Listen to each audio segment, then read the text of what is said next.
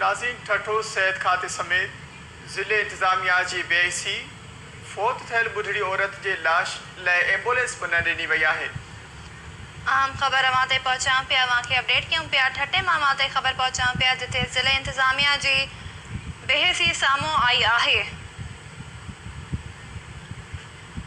फौत थियल बुढ़ड़ी औरत जी लाश लाइ एम्बुलेंस पे हिन वक़्त ताईं नाहे मिली सघी।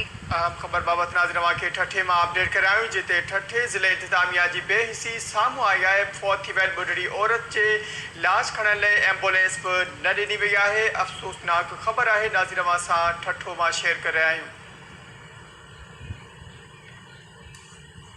ख़बर बाबति तव्हांखे अपडेट कंदा हलूं त मकली जे हिकु ख़ानगी अस्पताल में गारे जी रहवासण बुढ़ड़ी औरत फौत थी वई हुई जंहिंजे लाश खणण लाइ इंतज़ामिया पारां एम्बुलेंस न ॾिनी वई आहे। अहम ख़बर बाबति नाज़रीन अवांखे ठठे मां अपडेट करायूं। ठठे ज़िले इंतज़ामिया जी बेहिसी साम्हूं आई आहे त घारे में फौत थी वियल बुढ़ड़ी औरत जे लाश खणण लाइ इंतज़ामिया पारां एम्बुलेंस न ॾिनी वई आहे। ठटे मां अवां ते ख़बर पहुचाऊं पिया जिथे ज़िले इंतज़ामिया जी नाअहली साम्हूं अची वई आहे।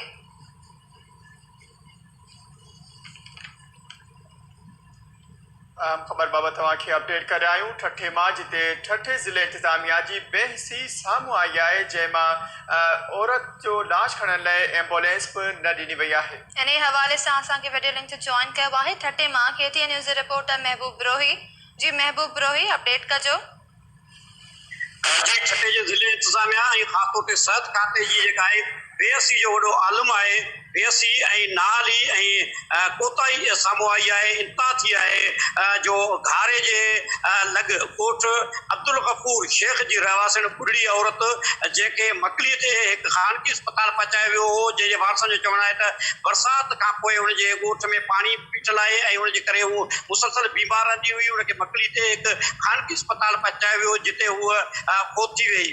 फौत थियण खां पोइ हुनजे लाइ उन्हनि कोशिशूं वरितियूं पर उन्हनि खे एम्बुलेंस न मिली सघी।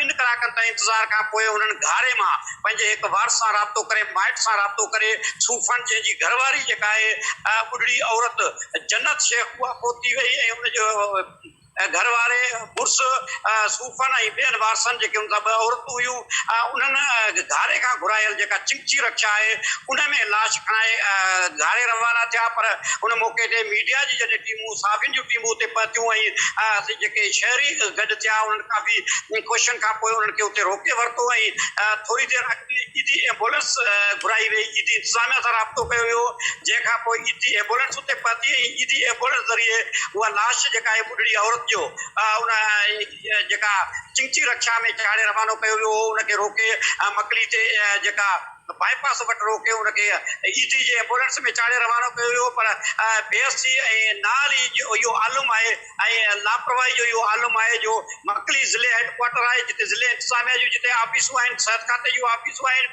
उते ज़िले जो जेके सिविल अस्पताल वॾी सिविल अस्पताल ठटो आहे उनजो इंतज़ाम संभालींदड़ बर्फ़ NGO ऐं ॿियनि अस्पताल जो इंतज़ाम संभालींदड़ बर्फ़ NGO थोरे सिहत खाते वटि केतिरियूं एम्बुलेंसूं हुजनि थियूं उन्हनि बाबति इंतज़ामिया खे लाॻापियल इख़्तियारनि खे बि आगाह कयो वियो पर उन्हनि एम्बुलेंस न ॾिनी जंहिंखां पोइ उहे मजबूर थी पंहिंजी जेका बुढ़ड़ी फोतण औरत जो लाश खणाए जेका आहे हिकिड़ी चिंची रक्षा में 2 कलाकनि ताईं इंतज़ार खां पोइ खणाए जेके घारे रवाना थिया जिन खे बाद में साफ़ियुनि ऐं समाजी दुरियुनि जे जेको आहे मुदाख़लत खां पोइ ईदी एम्बुलेंस घुराए चंदो करे उनजी जेका आहे जेको पेट्रोल जो ख़र्च ऐं जेको उनजे वारसनि खे कुझु मदद ॾिनी वई जेको उहे लाश खणाए विया। उन्हनि जो चवणो हो त उहे मिसकीन आहिनि इंतिहाई ग़रीब आहिनि पर उन्हनि जी का बि कंहिं मदद न कई पर एसिताईं जो उन्हनि खे एम्बुलेंस न ॾिनी वई जंहिं करे मजबूर थी उहे लाश खणाए रवाना थिया।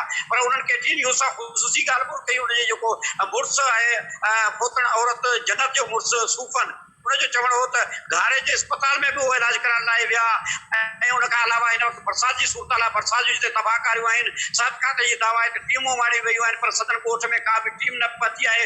उते वबाई बीमारी जनम वरितो आहे जंहिं करे संदन बुढ़ड़ी औरत काफ़ी ॾींहंनि खां बीमार हुई बरसातनि खां पोइ मुसलसल बीमार हुई ऐं वबाई बीमारियुनि जे करे उहे जेके ॿिया माण्हू बीमार आहिनि ॻोठ जा उते हीअ औरत सख़्तु बीमार थींदी रही मुख़्तलिफ़ अस्पताल में इलाज कराइण खां पोइ उनखे मकलीअ ते ज़िले हेडक्वार्टर ठटे जी जेका आहे उते ख़ानगी अस्पताल पहुचायो जिते उहो ॿुढड़ी फोत थी वई पर 2 कलाकनि ताईं उते उनखे एम्बुलेंस न मिली वई ऐं मजबूर थी उनजो लाश जेको आहे चिकित्सा रक्षा में उहे खणी रवाना थिया जंहिंखां पोइ मक़ामी जेके शहरियनि सुञाण धुरियुनि ऐं साफ़ियुनि जी मुदाख़लत खां पोइ हाणे ईडी एम्बुलेंस ज़रिए उनजो लाश जेको आहे घारे रवानो कयो वियो आहे। जी महबूब बि इहो ॿुधाइजो त छा तव्हांजे इंतिज़ामिया सां अस्पताल इंतिज़ामिया सां का ॻाल्हि ॿोल थी सघी आहे MS डॉक्टर पारां छा चयो वियो आहे? जी सिहत खाते जो को ज़िम्मेवार माण्हू जेको आहे उन हवाले सां को मौक़ो बि ॾियण लाइ तयारु न आहे।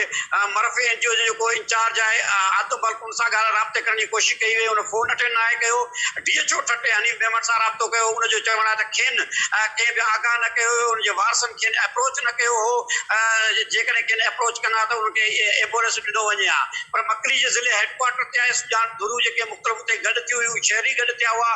उन्हनि जो चवणु आहे त उन्हनि फ़ोनूं बि कयूं, कॉलूं बि कयूं DHO ऑफिस थोरे मरफ़ NGO जे ऑफिस ते, पर उनजे बावजूद बि उन्हनि जी का दाद रसी न थी ऐं उन्हनि खे जेको आहे एम्बुलेंस न पहुचाई वई। जी महबूब रोही अपडेट करण लाइ तव्हांजी वॾी महिरबानी। नाज़रीन